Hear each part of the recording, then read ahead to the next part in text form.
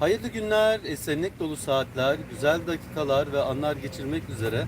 Merhaba saygıdeğer izleyicilerimiz. Evet şu anda Afyonkarahisar'dayız, Afyon'dayız ve şu anda yanımızda da Afyon'un kanaat önderi saygıdeğer Öznur Kırman hanımefendi var. Öznur Hanım hoş geldiniz. Merhaba hocam, hoş bulduk. Siz de hoş geldiniz. Evet, Sizleri Afyon'da görmek bizler için bir mutluluk. Evet, Afyon'da sağ olsunlar bizleri misafir ettiler. Tabii neden Afyon'dayız? Çünkü engelsiz medya enkırmenlerimizden Çetin Sarıgül'ün doğum günü vardı ve o vesileyle nasip olursa bizler de Afyon'a geldik ve sağ olsunlar bizi çok güzel misafir ettiler ve biz de buradayken güzel bir yayın yapalım dedik. Özgür Hanım dedi ki bize gen testi nedir, neden yapılmalıdır bunu anlattı. Gerçekten çok hayati bir konu olduğunu hani düşündüğümüz için biz de dedik ki madem burada doğal bir ortamda yayın yapalım, izleyicilerimiz de bunu bilsinler dedik. Özgür Hanım, Evet yani hocam. gen testi nedir? Önce buradan başlayalım. Evet hocam. Gen testimiz özellikle nadir hastalıklara sahip bireylerin bu hastalığa neden olan gen mutasyonu tespit etmek için uygulanan bir testtir. Özellikle bu engelli bireylerimizin %99'u da genetik hastalıklar nedeniyle engelli bireyler olmuş insanlardır. Bunun da özellikle altında çizmekte fayda var. Bu gen testlerimiz de ülkemizde de yapılmakta. Önceden çok kısıtlı yapılıyordu veya yapılmayan bölgeler vardı. Sağ olsun ülkemizde de bu ciddi anlamda bir genişleme ve geliştirme oldu. Ve bu gen testinin çok ciddi önem arz ettiği üzerine de bizler de bütün çevremize, dostlarımıza bunu bilgilendirmeye çalışıyoruz. Sizlere de sohbet esnamızda anlattık. Özellikle nadir hastalıklar kategorisinde göz hastalıkları olan tavuk karısı hastalığı, diğer bir sürü diğer nadir hastalıkları olan arkadaşlarımızın bu gen testi yaptırılmaları gerektiğini özellikle vurguluyoruz.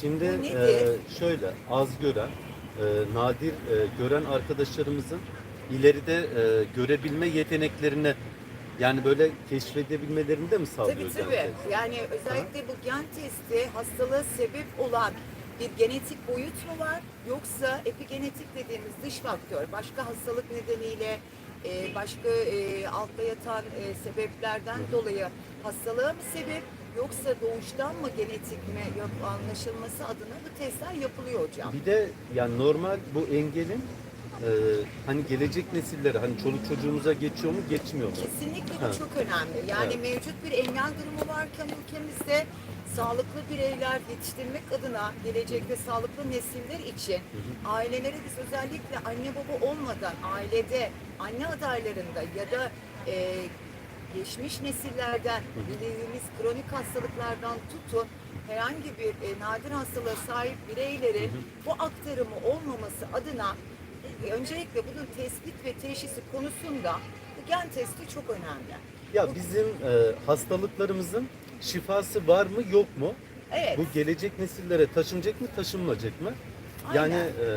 bir de şu anki hastalığımızın, engelimizin mevcut durumunu daha iyi analiz etmek gibi bir şey bu gen testi benim anladığım. Kesinlikle hocam. Daha basit anlatılır. Daha basit anlatımıyla aynen anne babada diyelim ki bir hastalık var.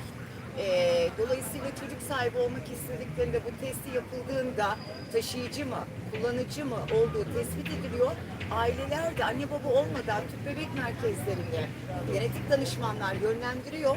Bu bozuk genleri, embriyoları ayrıştırıp sağlıklı genlerle tüp bebek sahibi olmalarını sağlıyorlar. Burada toplumsal bilinç de işte çok önemli. İkinci boyutta da gen testi mevcut hastalığa sahip olduğunda erken teşhis konusunda da çok önemli. Tedaviye erişimde de çok önemli. Anladım. Bu Nadir Hastalıklar Daire Başkanlığı da bu konuda çok önemli çalışmalar var. Dolayısıyla da bu gen çalışma, genetik bozukluk varsa mutasyon hangi gende neden kaynaklanmış, ve bununla ilgili de hangi ülkede ne çalışma var, hangi faz çalışmasında da takip etme olasılığımız var. Yani arabanız var, ehliyetiniz yok gibi düşünün. Bir hastalığınız var ama o testimizle nasıl yol izleyeceğiz, nasıl bir süreçteyiz onu bilmiyoruz. Bu test o yüzden çok önemli. Yani engelli raporu bize bunu göstermiyor mu? Hayır hocam, göstermiyor. Maalesef sadece siz hastasınız artık, bir engelli bireysiniz ve engelli statüsündeki yaşam biçiminizde, sosyal haklarınızı, imkanlarınızı faydalanıyorsunuz. Bu kadar. Ama özellikle gen testleri sürecindeki boyut biraz daha hastalığa yakalanmama riski ya da tedavi erişimde elimizdeki bir rehber pusula olmuş oluyor. Bunda da 3 önemli test var hocam. Bunu da özellikle belirtelim. Şimdi bu testlerimiz çok ciddi pahalı testler. Bazı şehirlerimizde ücretli başlanıldı. Çünkü maliyeti çok yüksek bu panel çalışmaları. Biz özellikle ısrarla arkadaşlarımıza diyoruz ki hani yeşil kartlılara da bakılıyor ücretsiz. Devlet bunu karşılıyor. Tamam. Bir an önce bulundukları şehirde, yani bunun içinde göz hastalığı, nadir hastalık, herhangi bir hastalığı varsa mutlaka bulundukları şehirde, üniversite ya da şehir hastanelerinde tıp fakültelerinin tıbbi genetik polikliniklerine başvuru yapsınlar. Ha, tıp fakültelerinin Tıbbi genetik polikliniklerine başvuru yapsınlar. yani bunun üniversitenin. Üniversitede var, Hı. şehir hastanelerinde de var. Yani hemen hemen bütün illerimizde bunlar var artık tıbbi genetik polikliniklerimiz.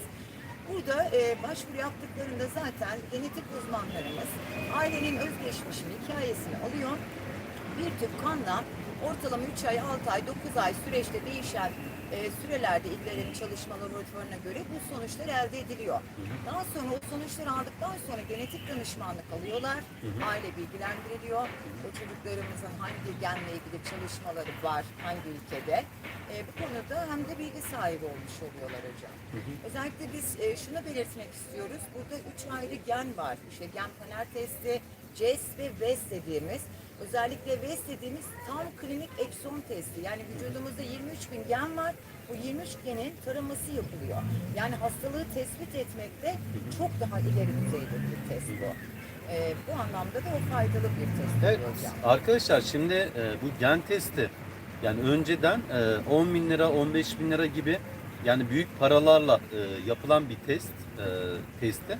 Yani şu an ücretsiz yapılıyor. Ücretsiz ama bazı yerlerde ücretli Ha. olmuş hocam. Öyle mi? Bazı üniversiteler, şehir hani hastaneler ücretli. ücretli olmadan yani sizler de Allah'ın izniyle gidin neticede mevcut olan hastalığınız, engeliniz yani belki bunun tedavisi vardır. Yani şu anda bu bir fırsat. Yani ileride Türkiye'de atıyorum bir yönetmelik değişir. Bu yani yarın ücretli olur. Yani bu imkanınız elden gider. Yani Özgür Hanım'ın anlattığı gerçekten bütün engelli kardeşlerimizin mutlaka ve mutlaka yaptırması gereken testlerden birisi bu. Kesinlikle Değil mi? hocam. Gen testi. Özellikle Yani. Bir de eğer engelli olup da görme hastalığı, başka hastalığı varsa da eğer o engelli bireyler anne baba olmadan önce özellikle PGT testi diyoruz hocam. Yani pre-imitasyon genetik test. Mutlaka anne eğer engelliyse, genetik bir hastalığı varsa, tespit etmiş ise, elinde gen testi raporu da var ise mutlaka anne baba olmak istiyorsa da bir tüp bebek merkezine o genetik testiyle başvuru yapıp bozuk genleri ayrıştırıp sağlam genlerle sağlıklı nesiller yetiştirmek anlamında da engelli bir toplum olma önlemini de almış oluruz hocam. Evet bakın bu da önemli. Yani ileride mesela bazı engel grupları taşıyıcı oluyorlar. Yani çocukları da o engeli taşımış oluyor. Yani nesiller boyu bu gitmiş oluyor neticede.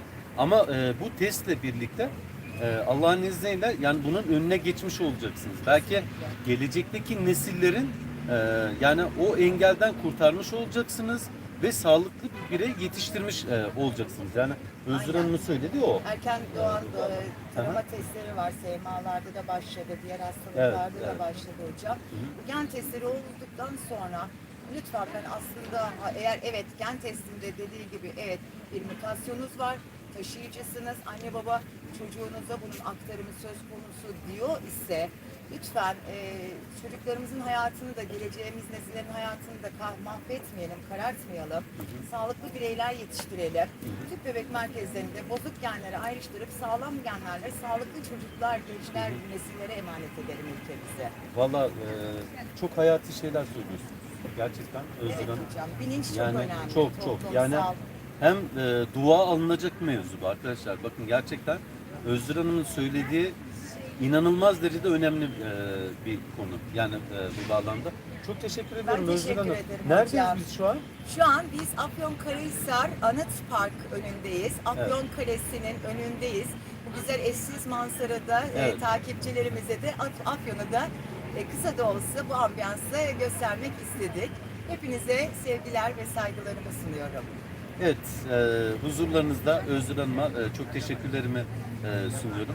Yeni bir yayında görüşmek dileğiyle. Hoşça kalın.